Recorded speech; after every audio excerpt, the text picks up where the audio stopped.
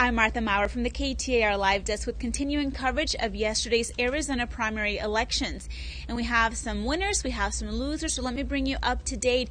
One of the biggest races that we were following here in the state of Arizona and also across the country was the U.S. Senate seat for Senator Jeff Flake, who is retiring at the end of this month. This was a hotly contested race. 3 members of the GOP party vying for this seat for the primary and 2 people on the Democratic side. So the winners, Congresswoman Martha McSally beat out former Maricopa County Sheriff Joe Arpaio as well as former State Representative Kelly Ward. Now McSally's lead was just about 53% over the other 2 candidates, making her the nominee for the GOP for the general election in November. Now on the Democratic side, Kyrsten Sinema, Congresswoman from the state of Arizona, will be vying off for the seat against McSally come November. She had faced Deidre Aboud, an Islamic leader here in the state of Arizona. However, Kyrsten Sinema overwhelmingly beat her out in this race with more than 80% of the vote. Now, this particular race was a historic one for the state of Arizona because by beating out Joe Arpaio, it sends 2 women to face off each other in the November election. And that means that for the first time in Arizona's 100-plus year history, there would be a woman representing the state in the U.S. Senate. Now, this race in particular is being closely watched across the country because if Kyrsten Sinema is able to beat Martha McSally come November, this will also be the first time that the state will go Democrat in many, many years, actually since Senator DeConcini was elected back in 1988 the last time. So again, all eyes on Arizona again in November to see who will come out on top during this race between Congresswoman Martha McSally and Congresswoman Kyrsten Sinema. Of course, President Trump also supporting McSally in this race. During yesterday's election, as you know, it's been very close after the death of Senator John McCain, and it was top of mind not only for voters but also for some of the candidates who spoke about McCain even during this primary season.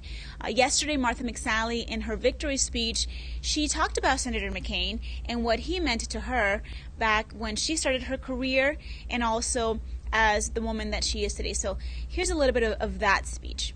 It's difficult to celebrate anything this week as we mourn the loss of Senator McCain.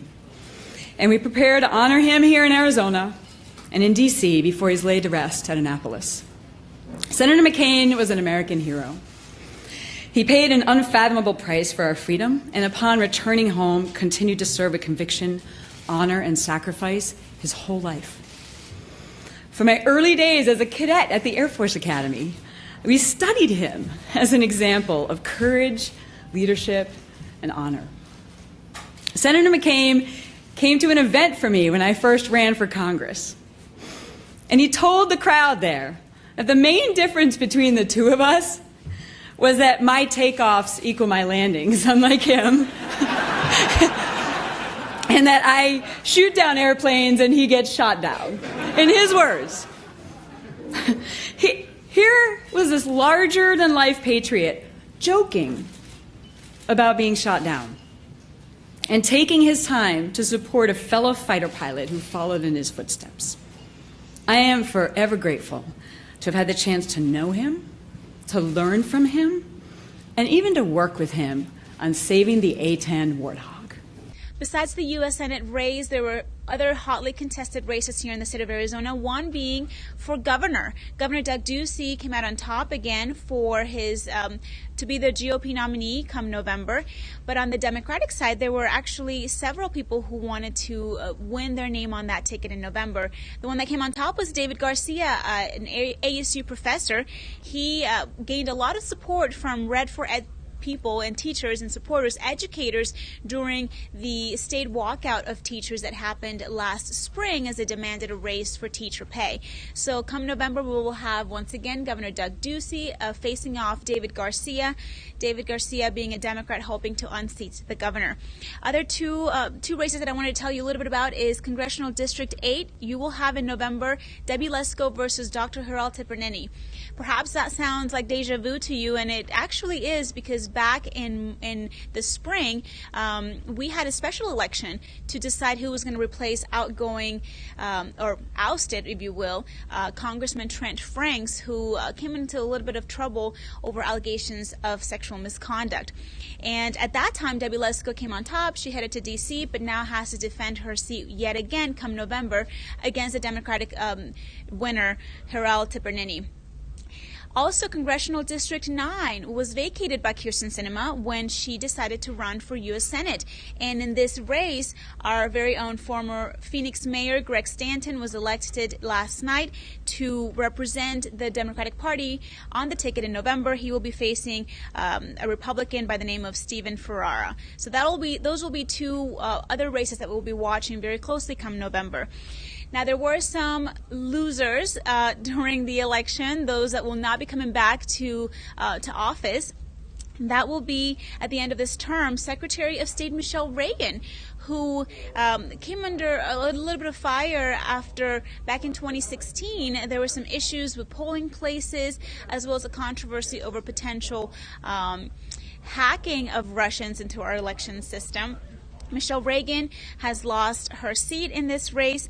You may remember the name of Paul Moseley. He is a legislator from Lake Havasu City who was recorded on law enforcement footage admitting that he typically speeds on valley freeways and Arizona highways and claiming legislative immunity for the reason why he's able to get away with it without being ticketed. And in fact, DPS had cited him many, many times for speeding on Arizona's highways. Well, he tried to be reelected. He lost.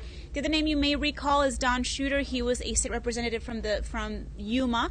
He was booted out of the state legislature following allegations of sexual misconduct, sexual allegations, and he tried again to run now for Senate in the state legislature, and he has lost. Finally, we are still watching the race for Superintendent of Public Instruction. Diane Douglas is losing at this time, trailing. She has again come under fire over her performance as schools chief in the state of Arizona. So again, we're watching very closely what's going to happen now in November as we head into the general election. Will Arizona turn blue as a state in the U.S. Senate? We will send a woman to Washington, D.C. for the first time ever in Arizona history. Arizona's primary yesterday also being a record-breaking time with more than 1 million people showing up to vote and sending in their ballots. That's the most ever in a primary here in the state of Arizona. Keep it here on KTAR. We have the latest coverage on everything that you need to know on the election. You can go to KTAR.com for this and much more on Arizona's primary, Arizona Votes. I'm Martha Maurer from the KTAR Live Desk. I'm Bob McClay. Here's our top story.